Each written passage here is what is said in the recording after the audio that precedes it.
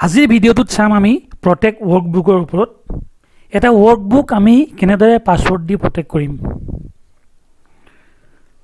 ধৰি লৈছো এইখন এখন মোৰ পাৰ্সোনেল বিল এই বিলখন মই এটা পাছৱৰ্ড দি প্ৰটেক্ট কৰিব বিচাৰিছো তেতিয়া মই কি কৰিম ফাইলত যাম ইয়াত যাম সেভ এজ ইয়াতে আমি ব্ৰাউজত গলো Suppose মই ডেস্কটপত থৈছো ফাইলটো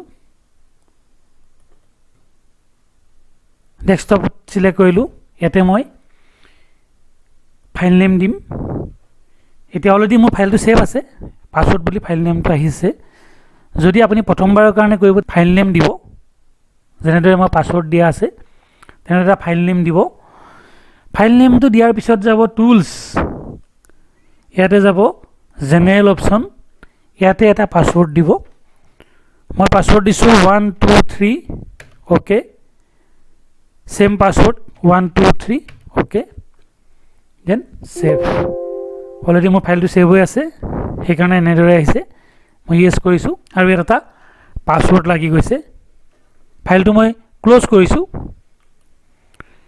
মোৰ ফাইলটোৰ নাম আছিল পাছৱৰ্ড এতিয়া মই ফাইলটো ওপেন কৰিম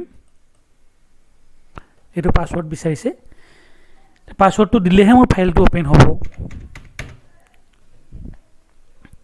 এটো হল আমাৰ পাছৱৰ্ড প্ৰটেক্টেড এতিয়া ইয়াত চাওক এই বিলখনত মোৰ এমাউন্ট কলমটো জিএসটি আৰু টোটাল এই তিনটা কলমতে মোৰ ফৰ্মুলা লাগি আছে মই বিচাৰিছো যে সিৰিয়েল নাম্বাৰৰ পৰা ৰেটলৈকে এই পাৰ্টটোত যিকোনো ইউজাৰক যদি দিয়া যায় তেওঁ লিখিব পাৰিব এডিট কৰিব পাৰিব কিন্তু এই তিনটা কলম কেতিয়াও এডিট কৰিব পৰা হ'ব নালাগে এটো এই তিনটা কলম মোৰ লক থাকিব লাগে তেতিয়া পাছৱৰ্ডটো আমি কেনেকৈ লগাম ভেৰি সিম্পল এই পাছৱৰ্ডটো লগাবলৈ হলে আমি ক'ত যাম আমি প্ৰথমতে গোটেই শীটটো সিলেক্ট কৰিম মই ইয়াতে ক্লিক কৰিলো গোটেই শীটটো সিলেক্ট হ'ল ইয়াত যাব ফৰমেট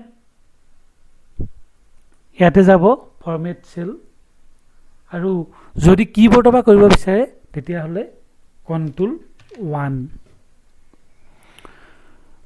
1 মৰাৰ পিছত ইয়াতে যাব প্ৰটেকচন ইয়াতে এই লক অপচনটো চেক হৈ আছে এটো আনচেক কৰিব কৰাৰ পিছত ওকে কৰিব এতিয়া আপুনি কোনগিটা কলম লক কৰিব বিচাৰিছে সেই কলমগিটা সিলেক্ট কৰিব সাপোজ মই তিনটা কলম লক কৰিব বিচাৰিছো লগতে মই টোটালটো লক কৰিম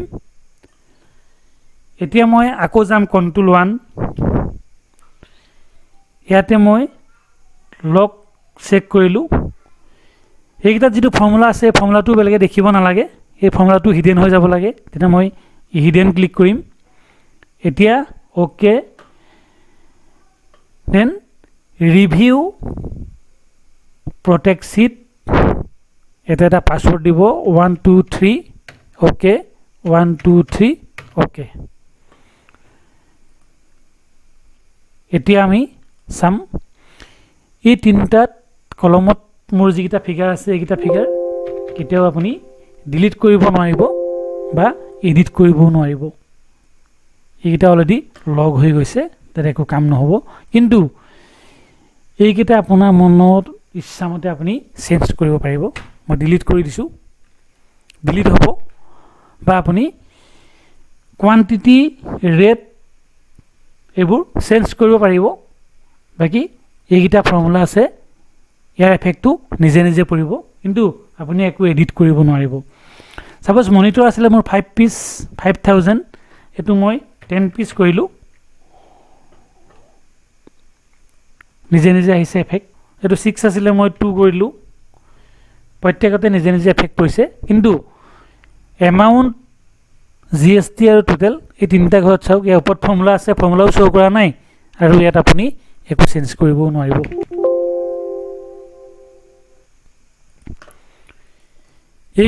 এইদৰে আমি ডকুমেন্ট প্ৰটেক্ট কৰিব পাৰো এনেদৰে আপুনি কলম চেল ৰ য'তে মন যায় তাতে আপুনি পাছৱৰ্ড দি প্ৰটেক্ট কৰিব পাৰে।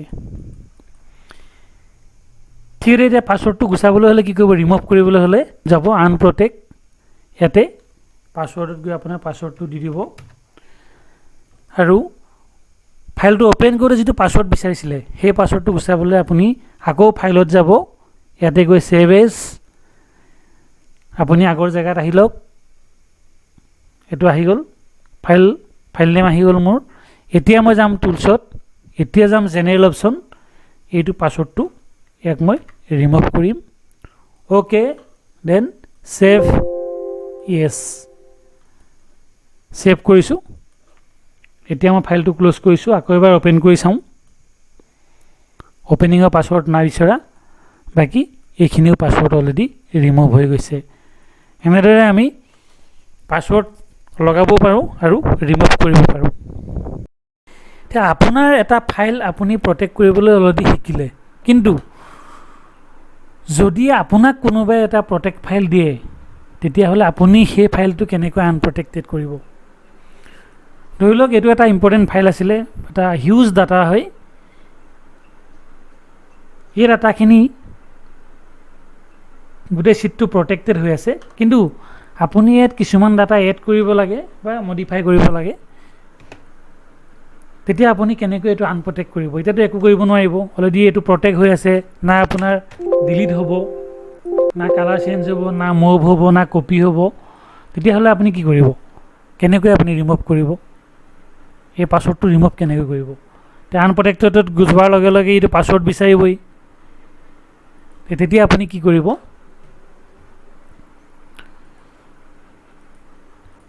ধৰি লওক ইয়াত মোৰ ফাইলটো হ'ল ৰিপৰ্ট,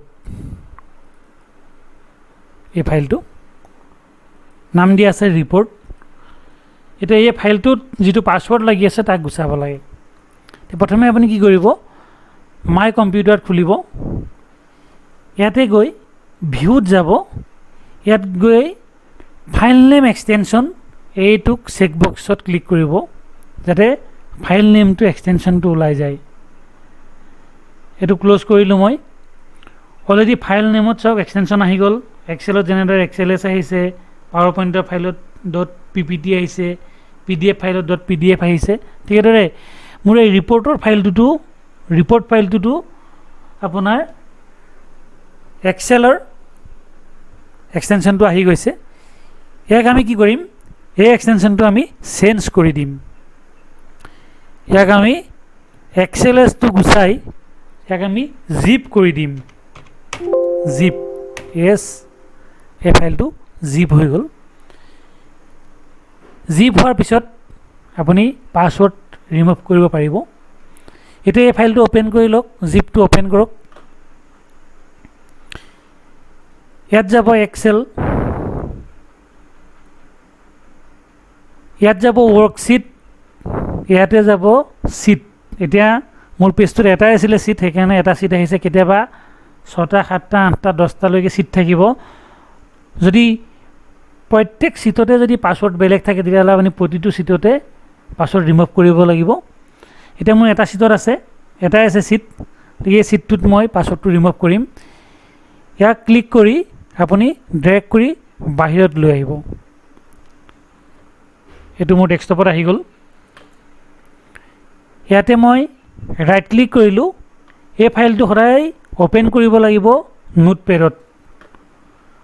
এই ফাইলটো মই অ'পেন কৰিছোঁ নোটপেডত, অ'পেন উইথ, ইয়াত যাব নোটপেড। নোটপেডত অহাৰ লগে লগে এক্সেলৰ গোটেই ফাইলটো মই ইয়াত শ্ব' কৰিব।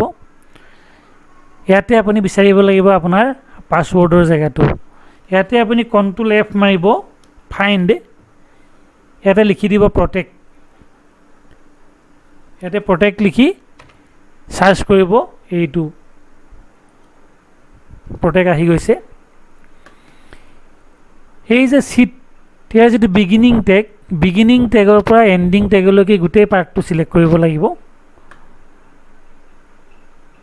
এইটো হ'ল মোৰ বিগিনিং টেগ, ইয়াৰ পৰা চিলেক্ট কৰি আপুনি এণ্ডিং টেগ এইটো হ'ল মোৰ এণ্ডিং টেগ। এই গোটেই পাৰ্টটো চিলেক্ট কৰি ইয়াক ডিলিট কৰিব। ডিলিট কৰাৰ পিছত ফাইলত গৈ ইয়াক এবাৰ ছেভত ক্লিক কৰিব যাতে ফাইলটো ছেভ হৈ যায়। এইটো আপুনি ক্ল'জ কৰি দিয়ক, ইয়াৰ কাম শেষ। এতিয়া এই ছিটটো আকৌ ড্ৰেগ কৰি আগৰ জেগাত এৰি দিয়ক। অ'কে, আকৌ ইয়াত আহি গ'ল ফাইলটো। এতিয়া মই ইয়াক ক্ল'জ কৰি দিলোঁ। এতিয়া মই যাম এই ৰিপৰ্ট ফাইলটোত, যিটো আমাৰ জিপ কৰিছিলোঁ, ইয়াত যাম। এতিয়া মই আকৌ এপটো কৰিলোঁ ৰিনেম। এতিয়া মই জিপৰ জেগাত কি কৰিম, আকৌ এক্সেলেছ কৰিম, XLSX। অ'কে অ'কে,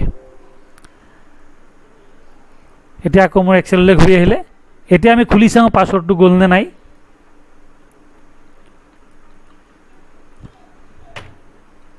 পাছৱৰ্ডটো মোৰ অলৰেডি ৰিমুভ হৈ গৈছে।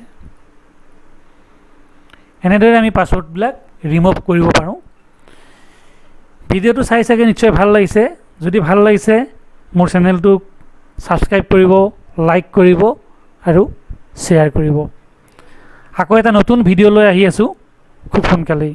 ধন্যবাদ।